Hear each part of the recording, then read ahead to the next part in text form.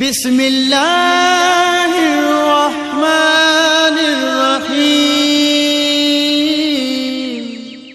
شروع اللہ کا نام لے کر جو بڑا مہربان نہایت رحم والا ہے۔ اے پیغمبر صلی اللہ علیہ وآلہ وسلم، لوگوں سے کہہ دو کہ میرے پاس وحی آئی ہے کہ جنوں کی ایک جماعت نے اس کتاب کو سنا تو کہنے لگے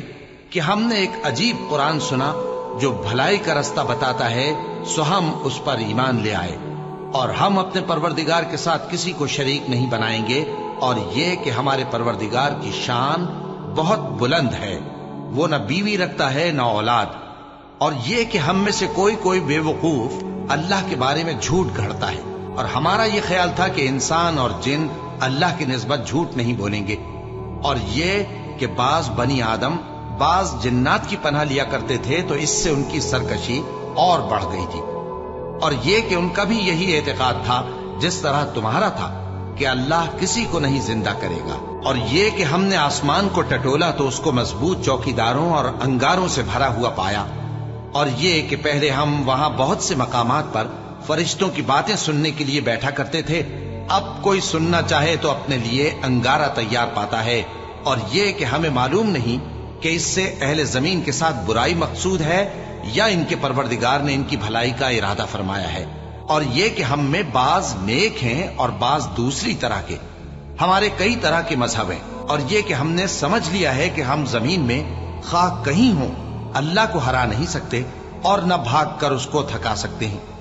اور جب ہم نے ہدایت کی کتاب سنی اس پر ایمان لے آئے، سو جو شخص اپنے پروردگار پر ایمان لاتا ہے تو اس کو نہ نقصان کا خوف ہے نہ کسی طرح کے ظلم کا، اور یہ کہ ہم میں بعض فرما بردار ہیں اور بعض نافرمان ہیں، تو جو فرما بردار ہوئے وہ سیدھے رستے پر چلے، اور جو نافرمان ہوئے وہ دوزخ کا ایندھن بنے۔ اور اے پیغمبر صلی اللہ علیہ وآلہ وسلم،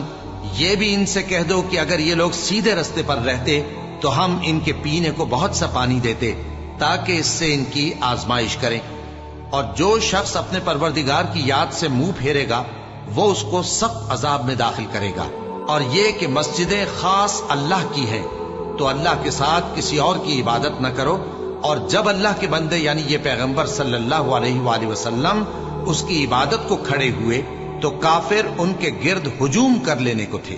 اے نبی صلی اللہ علیہ وآلہ وسلم، کہہ دو کہ میں تو اپنے پروردگار ہی کی عبادت کرتا ہوں اور کسی کو اس کا شریک نہیں بناتا، یہ بھی کہہ دو کہ میں تمہارے لیے نہ کسی نقصان کا اور نہ نفع کا کچھ اختیار رکھتا ہوں، یہ بھی کہہ دو کہ اللہ کے عذاب سے مجھے کوئی پناہ نہیں دے سکتا اور میں اس کے سوا کوئی جائے پناہ نہیں پاؤں گا،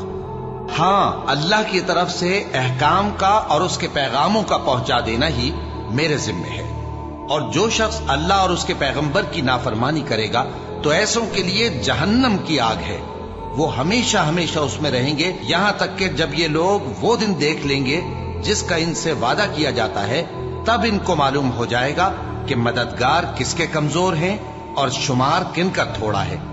کہہ دو کہ جس دن کا تم سے وعدہ کیا جاتا ہے میں نہیں جانتا کہ وہ عنقریب آنے والا ہے یا میرے پروردگار نے اس کی مدت دراز کر دی ہے، وہی غیب کا جاننے والا ہے، سو کسی پر اپنے غیب کو ظاہر نہیں کرتا، ہاں جس پیغمبر کو پسند فرمائے اور اس کو غیب کی باتیں بتا دے تو اس کے آگے اور پیچھے نگہبان مقرر کر دیتا ہے تاکہ معلوم فرمائے کہ انہوں نے اپنے پروردگار کے پیغام پہنچا دیے ہیں، اور یوں تو اس نے ان کی سب چیزوں کا ہر طرف سے احاطہ کر رکھا ہے اور ایک ایک چیز گن رکھی ہے۔